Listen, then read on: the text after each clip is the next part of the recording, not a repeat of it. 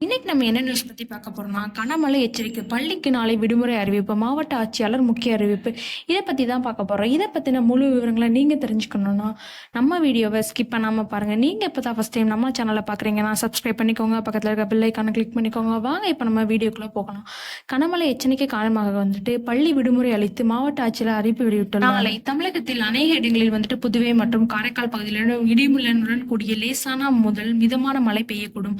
மயிலாடுதுறை, நாகப்பட்டினம், திருவாரூர் மாவட்டங்கள் மற்றும் காரைக்கால் பகுதி ஓரிரு இடங்களில் அதிக கனமழை, ஒரு சில இடங்களில் கனமழை முதல் மிக கனமழை. விழுப்புரம், கடலூர், அரியலூர், தஞ்சாவூர், புதுக்கோட்டை, சிவகங்கை மாவட்டம் மற்றும் புதுவையில் ஓரிரு இடங்களில் கனமழை முதல் மிக கனமழையும். ராமநாதபுரம், திருச்சிராப்பள்ளி, பெரம்பலூர், கள்ளக்குறிச்சி மற்றும் செங்கல்பட்டு மாவட்டங்களில் ஓரிரு இடங்களிலும் கனமழை பெய்ய வாய்ப்புள்ளது என்று வானிலை மையம் அறிவித்துள்ளது.